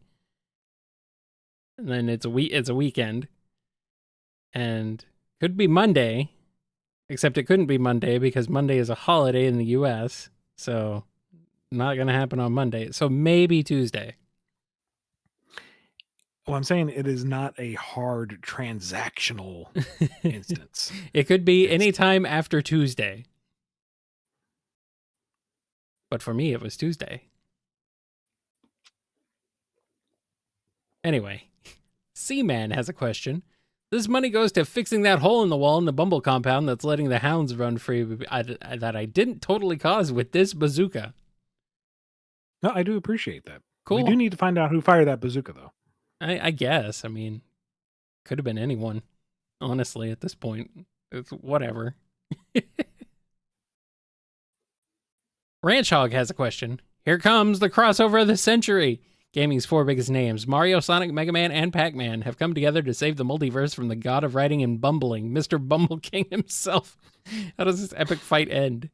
Okay, so it's just Smash Brothers Ultimate again. Yeah. But I get the crazy hands. I don't know. I think it'd be worth it to, I will take a pummeling to the face from these video game icons just for the spectacle of it. That would be a fun fight in Ultimate. Sakurai-sama DLC win. You know you want to come back. At this point, it's going to be another game. I mean, what happens? It's me. Any single one of them would kick my ass. I'm doomed. Doesn't matter how many fourth wall contrivances I pull out of my butt. I am doomed. I mean, you'll figure it out. I mean, I'll try to write the best battle I can, entertain the people, but I ain't winning this. What are you, crazy?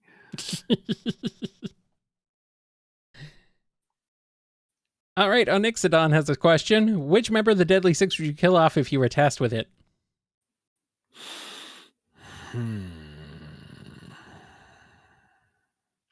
See, here's my problem, Kyle. Yeah. I can legitimately find a reason to argue for each of them. That's my illness.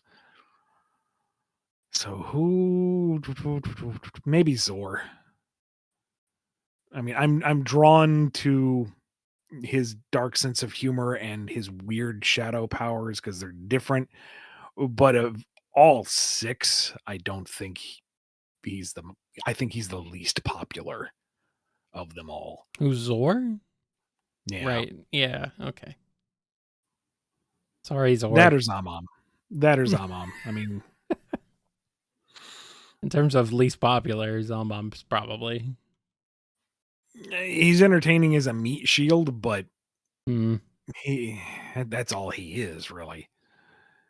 I mean, whoever you kill off is going to be someone's favorite, so. Yeah, it's going to upset somebody. Yeah. There's people who are demanding Xena's head in the chat, apparently. Because she hurt Cream. But you can't kill her off because there's an actual passionate feeling towards it. People love to hate her. Yeah. So she has to stay. People actually are interested when she shows up. It's like, oh, how is she going to get her comeuppance? Mm-hmm. You can't get rid of Zavok because he's the face of the brand. And Zaz is kind of like the secondary mascot. I feel like Zeke and Zavok have an interesting dynamic, and you could play the elder role to any of the others.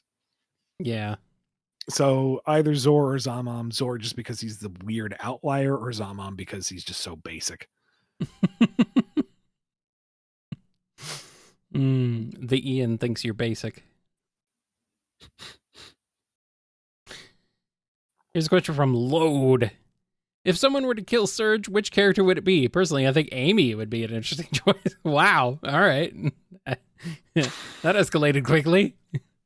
I mean, she could do it, but would she? I don't know. I don't think so. Even if Surge is like one eyebrow twitch away from cooking Sonic to a well done, I still don't think Amy would make a killing blow. Like flatten her across the block, sure. Full body to that swing, but kill, I can't see her doing it. Yeah, no. What character would kill Surge then? No, Shadow. Whisper. Yeah. I mean, Whisper did try once already. I mean, if Starline were ever to come back, he probably would be like, well, that was a failure. Off you go.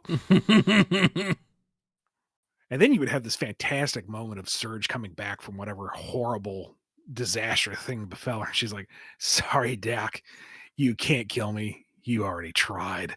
It's true. It's true. Woo. Nice. Vixers has a question. Since you couldn't answer Bible storybook cast, how about something more tame? Yu-Gi-Oh! Abridged storybook cast. I can see Silver being Joey.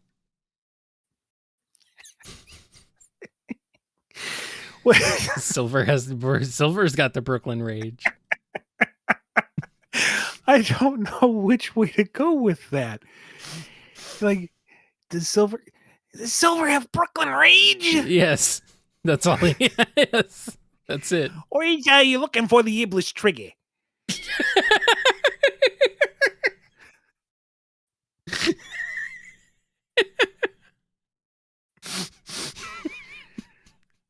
Damn it. What do you think, Knuckles? My knuckle claws give me super strength.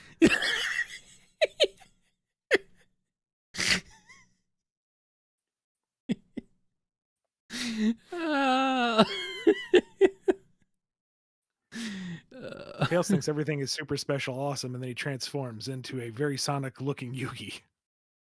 Yami. Which one's Yugi? Which one's Yami? Which one's Yugi? You know what I mean. One of those guys. Sonic's the Pharaoh. Those guys. You think, though, since it's Dan Green, he'd transform into Mephiles. We don't want to typecast him. Yeah, but it's funny. And Eggman's got to be Kaiba, because screw the rules, I have money. But money doesn't exist in Eggman's universe. Well, it's the Yu-Gi-Oh! Bridge crossover. It does that. Okay. Oh, man. Shadow's Duke Devlin. Wait a minute. Why? This is what you wanted, isn't it, Maria? Oh my god. Okay, that guy. Yeah,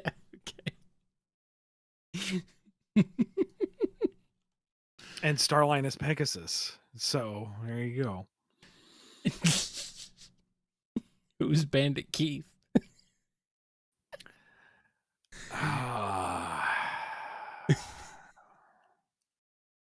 Who is Bandit Keith? Who is Bandit Keith? Oh, you know who Bandit Keith is in America. You found him. There he is. Thank you. There's your thumbnail, vectoring the Bandit Keith bandana in shades. That is one thumbnail option, sure. All right, let's go ahead and make this our last super chat question for now, and let some more come in, and then switch over to some standards because it's been a while. So I was trying to catch up, but we just got more. So yeah.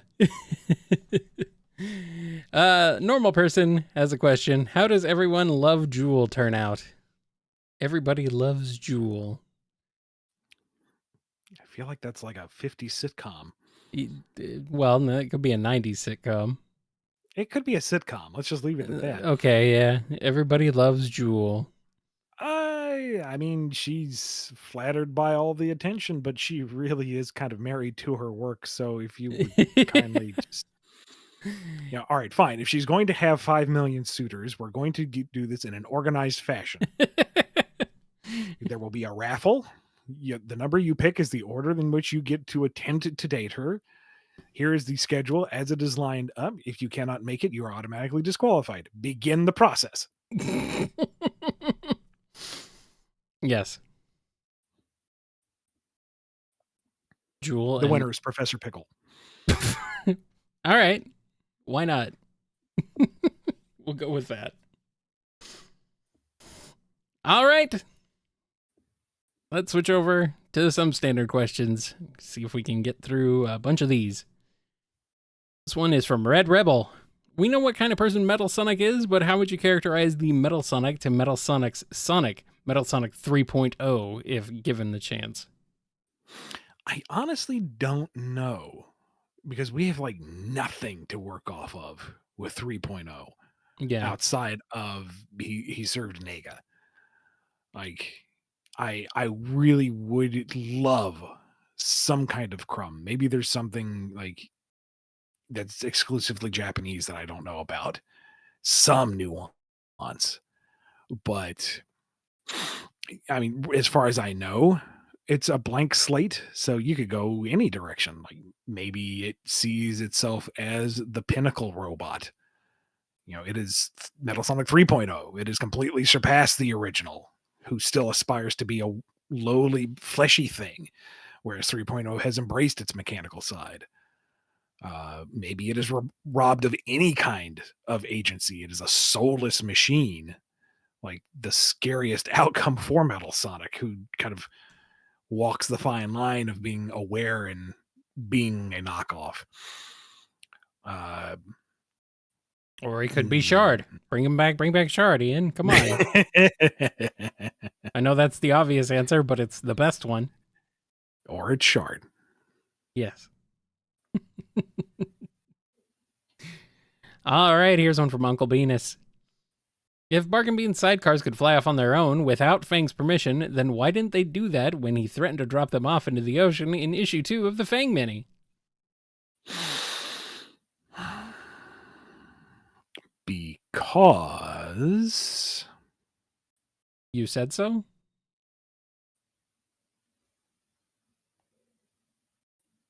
Is that it?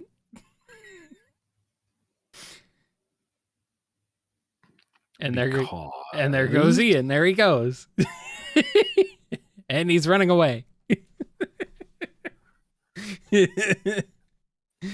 I'm so glad we don't do a live cam with this show, because maybe they have limited power. Yes, they wouldn't be able to fly away from the ocean. They yeah, that's at limited range. Yeah, Kyle. Thank you for reminding me of that airtight reason. I mean, the chat is to be the one who should really be credited with that, but goodness, I don't even remember telling them that obvious reason that I totally knew this entire time. Hashtag exposed. Hashtag Ian Flynn is over party. Again. Hashtag panicked frown. Oh, man. Ian Flynn is over party yet again. It's over for you, Ian Flynn. I'm glad you thought of that. All right, Mr. Yeet123 has a question. How would Tangle react to accidentally killing an innocent person? I want the juicy details. How do things go in the moment and weeks after? How would her friends react? Whisper? I think Whisper would be proud. Depends on who the victim is. And yeah. Why do we have all these horrible scenarios? Well, people sometimes they like the darkness, Ian. You know what that's like. Why can't Tangle find like a $5 bill on the ground? Because there is no $5 bills in Sonic's world. Forgot she had her birthday coming up and has a wonderful surprise party. Yay! We do stuff like that. You just don't remember them. You just remember the horrible questions, not the fun questions. I mean, it really doesn't matter on who is the victim. Like, if it's a villain and she didn't pull her punch. But hold on. It's accidentally killing an innocent person. So it wouldn't have to be a villain. Yeah, this has to be like a... Okay, so this has to be somebody who doesn't deserve to die. She's swinging around and accidentally yanks that gargoyle off the top of the cathedral and smushes little Jimmy. Sorry, Jimmy. Oh, no. Now your name's Jam. Why are you always crushing people under rocks? Look, I have one skill, Kyle, and that's crushing people under rocks. And that's killing off everyone's favorite characters. Yeah, rest in peace, Jimmy Jam. And she'd be devastated, like absolutely gutted. She's not going to be coming back from this. She's locking herself in a dark room and not coming out. You've destroyed her. You've broken her soul. This is not something she gets over unless it's years of concentrated therapy. Like, not even Whisper can get through to her. I was gonna say you've instantly given all of the trauma that Whisper has to Tangle, and then some. Like, everybody comments that the world is a little bit dimmer these days because you have taken all the light out of her life. Why'd you have to do this to Jimmy, huh? Jimmy was doing fine. He just found $5 on the ground. He'd forgotten it was his birthday. He was going to get a surprise cake. No. You just had to have Tangle gargoyle him. Goliath in the primus of his life. Poor little Jimmy Jam. Oh, good old Jimmy Jamboree. He's no longer with us. What a shame. Following too closely in the footsteps of his Uncle Starline. No. Oh, no. Here's a question from Scribs. Best buddy swap, Sonic and Ray, Tangle and Tails, and Mighty and Jewel. If this was how the duos always were, how would the dynamics differ from the iconic ones? Sonic and Ray is pretty wholesome. That's like, I don't see that being a big deal. No, I mean, the question is, can Ray fly him out of trouble? Because that Mario Cape swoopy swoop glide is not the same as Tails' vertical lift. He'll figure it out.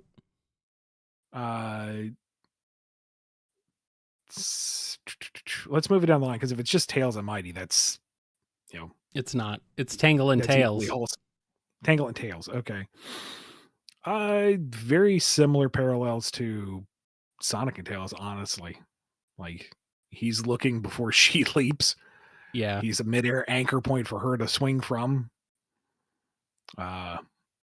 She's positive and uplifting and encouraging. So really not that huge of a difference. Yep. Lots of similar archetypes here. And then it was what, Mighty and Jewel? Yes. Power couple. I mean, if they're going to go hunting for gems, I mean, Mighty is the dynamite. He can just, punch through anything. He can dig whatever you need. He'll find it. Yeah, smash apart a mountain, pick up whatever's on the inside. Exactly. And he's not going to go running off the minute he sees something glittery. He's actually going to sit around and listen to her explain what the geology of these things are. Yes. And is already prepared to make a wonderful campsite for the evening.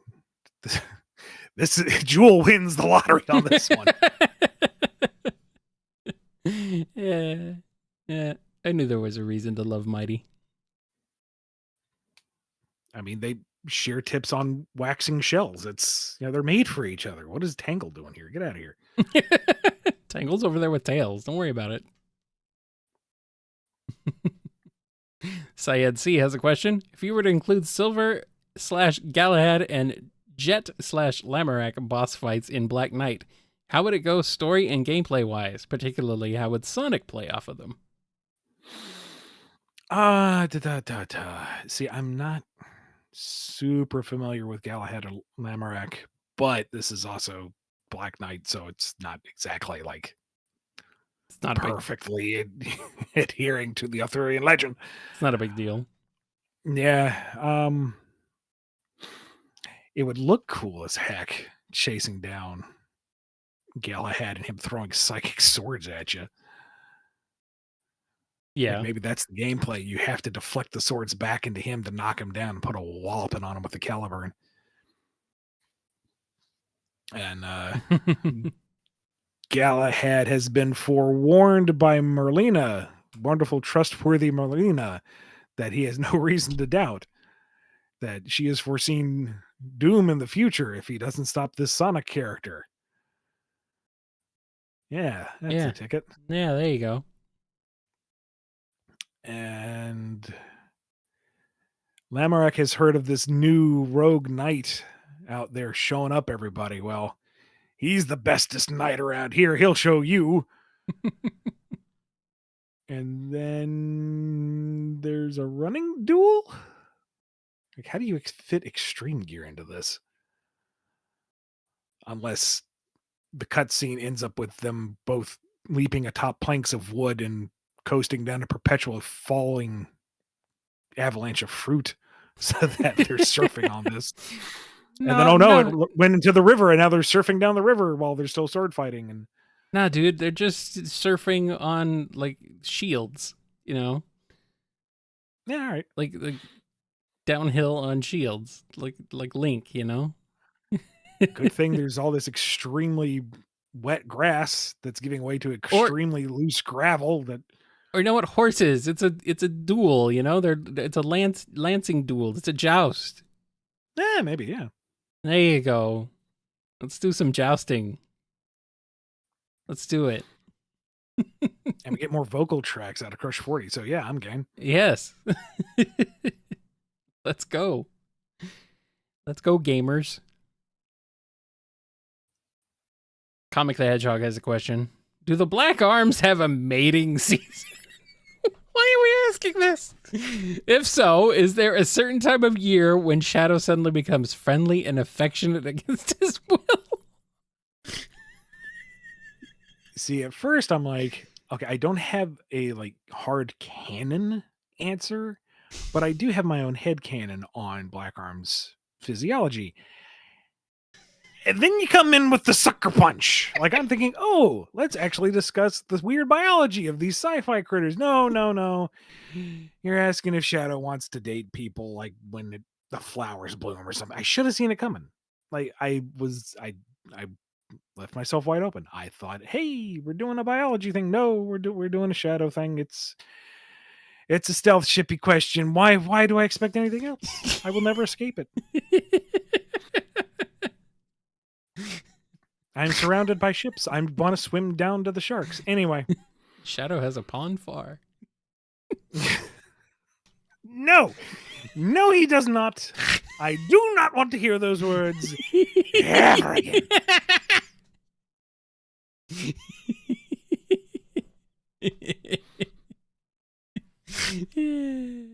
See, I believe that all the Black Arms are just kind of like almost like ants. They're all just born from eggs into a base pupa state that can grow into the various soldiers. They're basically asexual. They reproduce through parthenogenesis, basically. Yes. And if that is true, then no, Shadow doesn't have a happy time of the month or whatever you want to call it. I think I prefer pond far. He's not ever Twitter painted. No, do not paint anything on Twitter.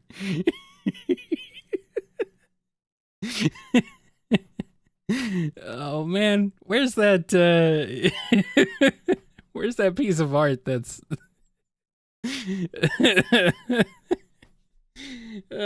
we need that we need that steamed hams where it's Seymour's kitchen. It's like, good Lord, what's going on in there? And it's us at the door. It's our heads at the door. What is going on in there indeed? It's a nightmare, BumbleKast is. Lord Van Oscaro has a question. Tails builds a translator for Chow and it ends up on Chaos with a setting on... Okay, let me reread this.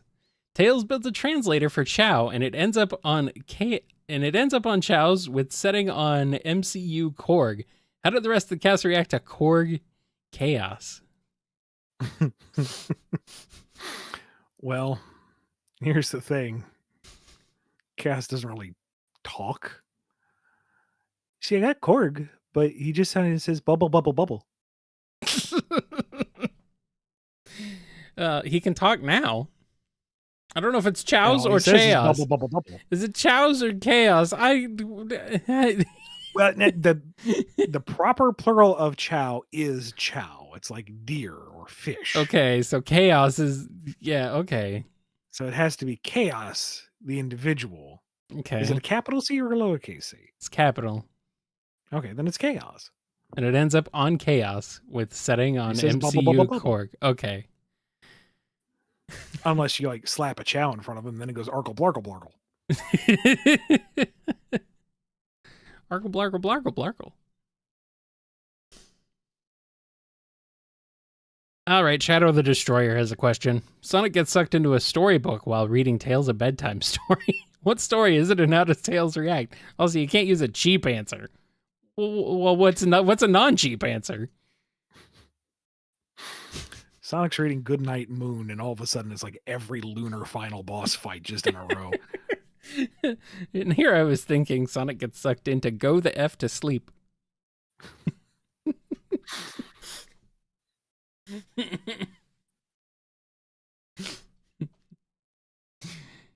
All right, here's one from Happy Times. What would happen if Surge plugged her 2 tail nubs into an electrical outlet? Well, 1, she's going to fry the wiring in the house, and 2, she's going to shoot somebody across the block. Probably herself. What is this show, Ian? Dear Lord, mistake. what's going on in there? It's the BumbleKast. Terrifying. If not for power outlet, why power outlet shaped?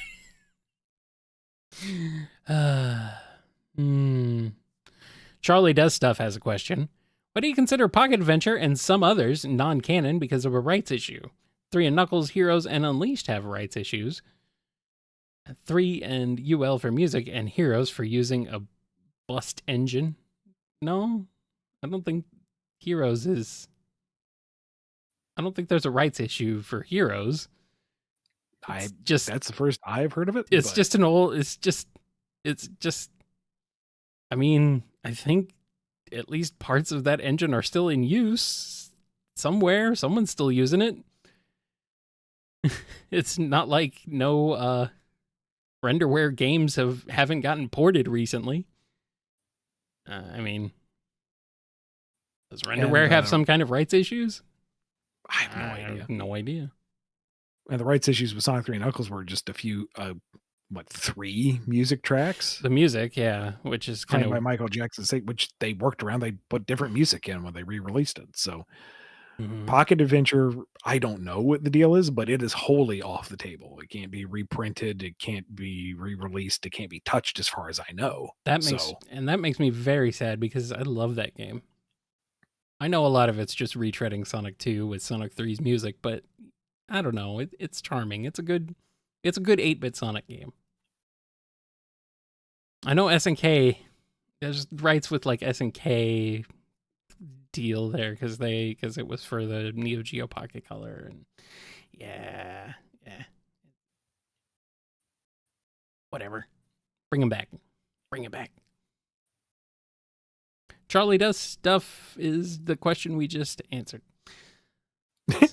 Sako and Chips has a question. So, Ian, as a member of the lore team, I feel I should ask you a very important question. There's a clip in Sonic Prime that flashes back to Sonic Advance 3, but the problem is the sun loops in the background 5 times. So does Sonic's world just have 5 suns? What's with that, huh?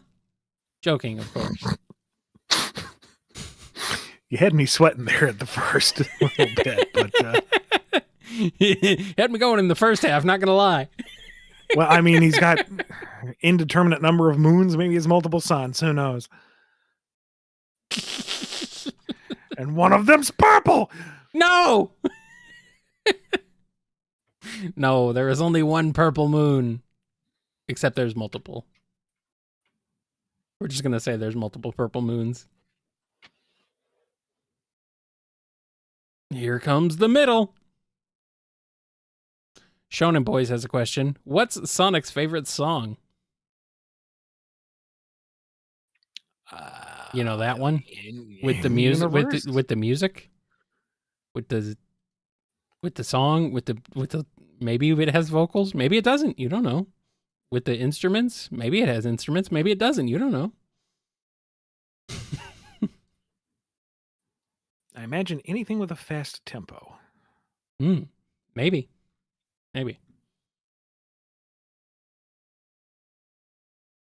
Birth by Nightmare has a question. Can you sing the Lego Eggman song? Does Lego Eggman have a song? He had a rap. Okay. And as hilariously bad as it was, I cannot rap, not even badly. I am no, you do. This is not even like, haha, look how bad he is. This is like, you say, this is a whole new level of cringe. Okay, we're going beyond normal cringe. This is Super Saiyan 3 cringe. Now, hold on. Apologies, but Didn't I cannot. You rapped as Black Doom. You've Did done I? Yes. You rapped as Starline and Orbot even. No. When? What? You don't remember this? Did I have an isekai adventure? Yes. I have no recollection of this. You don't remember recovering Homestar Runner? What song was it? Oh, Fisheye Lens. Fisheye Lens. There we go. Yeah, I mean, and you know what? Yes, that took me 2 days. I know.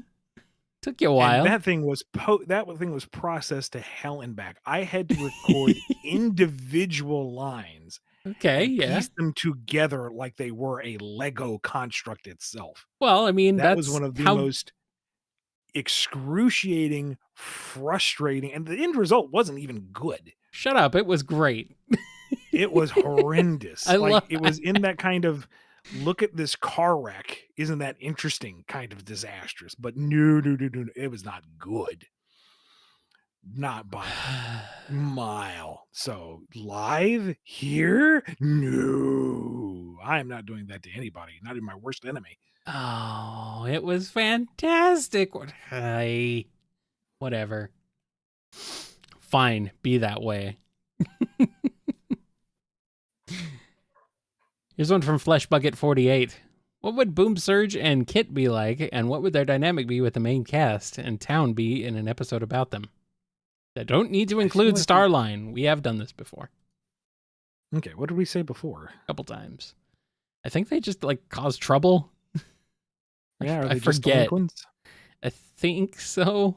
I forget exactly, but I mean, Surge wouldn't have the identity crisis, but maybe she just doesn't like Sonic. Like, nobody's that nice. She hates the hero worship. Mm-hmm. So they cause trouble for her to solve and look good, but she's bad at that, so it just causes more trouble. And then Sonic fixes it, and thus he gets praised, and that pisses her off even more. Yeah, we'll go with that. All right, Ian.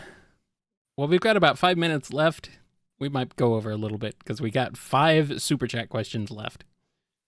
So okay, let's wrap that up. We're not taking any more Super Chats or anything tonight, guys. Thank you so much for asking your questions. It's much appreciated, as always. Sorry we couldn't get to everybody, as always, but we're going to get through the rest of these Super Chats now.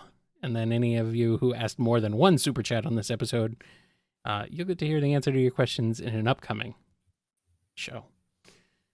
So, without further ado, here's one from Jams. If you had to pick 3 moments from SA2 to be translated completely in movie 3, shot for shot, which would they be? Oh. Shot for shot, you say? Shot for shot. Shot for shot? Poor Maria. Kyle. What? Am I wrong? No. Bad. Am I wrong? Not nice. But I'm not wrong, am I? You're technically correct, which is the best kind of correct. You're welcome. I mean, you got to do Sonic jumping out of the helicopter at the start. I mean, that's like iconic to the game, period. Yeah. No food or movies. I'm out of here. Maybe Shadow's Awakening. Yeah. Because that's kind of a big moment. I feel like it gets forgotten as for some of the more bombastic moments, but that's a good one. And definitely Sonic and Shadow's first meeting. Yeah. Sonic talking over Shadow in the jungle. They have to cut each other off, just like they That do would in be funny. they do in Yes. the original game. To talk over the end of each other's lines. Alternatively, Sonic and Tails storming into the president's limousine. That would be funny. I could actually see that working as a movie Sonic scene very easily, actually. Yeah. If somebody doesn't say, "I found you, faker," then I guess we'll have to sue. I mean, I'm not going to sue. I don't have the time for that, but somebody will. Anyway, here's one from Butter Noodles. How would Android 17 and 18 interact with Surge and Kit, given their comparisons? If you have time and effort, add in Gero and Starline. Or Gero? I'm not 100% sure how to say that. See, it shows how much I know about Dragon Ball. I think it kind of varies. Does it? Oh, okay. I more commonly know it as Dr. Gero. Dr. Gero. Okay. I think it's supposed to be Gero. I don't know. Anyway, they would be relatively chill, maybe slightly antagonistic, just kind of snarky. But with the whole general mentality of burn the world down and kill the heroes, I think they bond rather quickly. 17 and 18 seem more, I guess, less intense than Surge and Kit. Well, Kit, maybe not so much, but Surge, yeah. I don't know. Less overtly intense. True. All right, here's one from Joel H. Hi, Ian. Just wanted to say hi. Hope you have a great weekend. Oh, thank you very much. You too. Thank you, Joel. Chaos Dust and Steam has a question. Hello, what are your thoughts on Sonic toys? Personally, I always have a soft spot for the Jazzwares line, as I have built over 50 customs. Wow, cool. Ooh, very cool. It's been so long, I can't remember who made what. I had a few of the Resaurus line way back in the day. I've got a Gamma in storage somewhere. And then there was I think it was Toy Island that was around the same time that had a larger selection. But I did not like the sculpts nearly as much on those. And then Jazzwares was the next one because Jax has it now, right? I think so, yeah. Yeah, and I like the Jazzwares ones. I have most of it, honestly. I only missed out on the Blaze. I mean, I didn't collect every single one because I didn't need dupes of everything, but I have the all 4 of the Team Sonic Racing, not Team Sonic Racing, Sonic All-Stars Racing ones. Mm-hmm. And the Super Hedgehog Trio and Big and pretty much the entire initial line.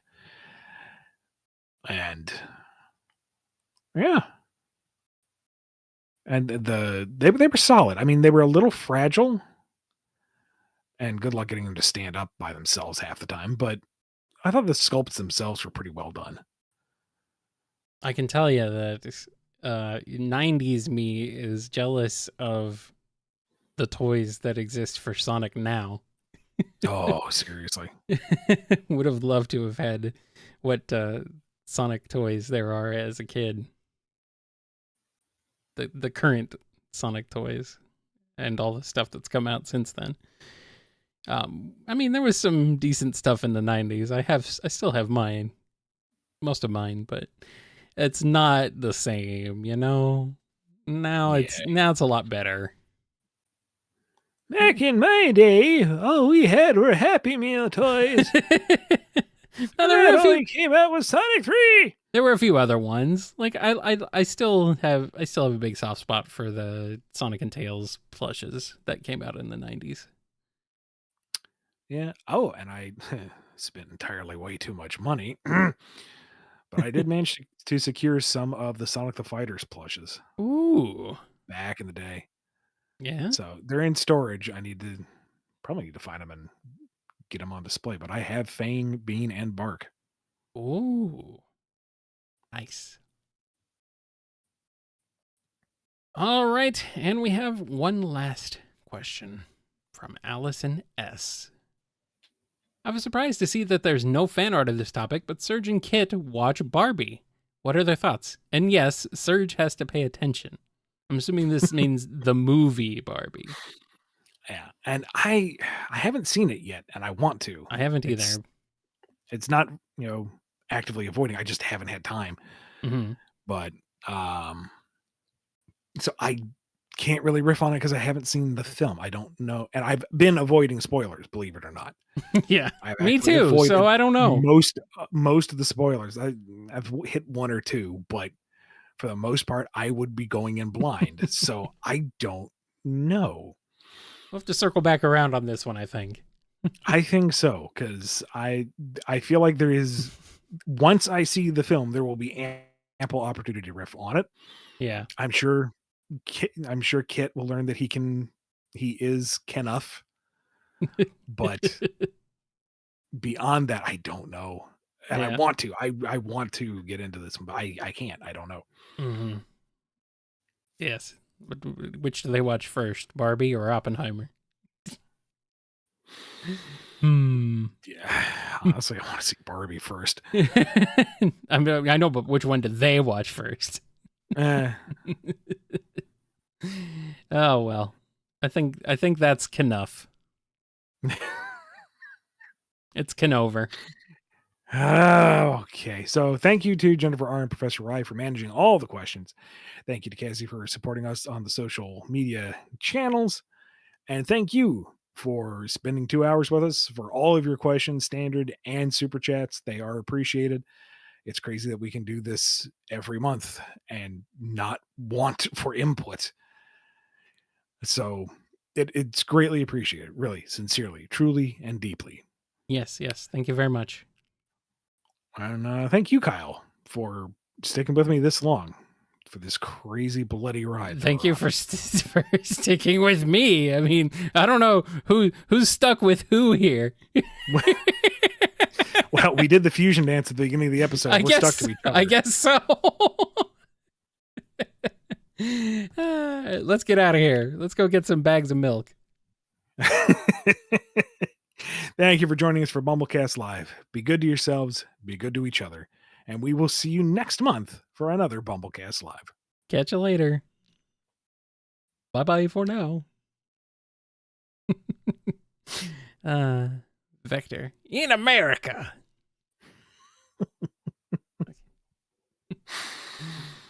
Oh, look out, Yuki boy. I have a tricore.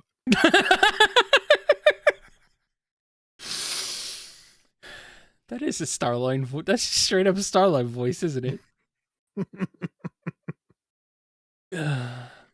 Oh, man. Ah, there he is.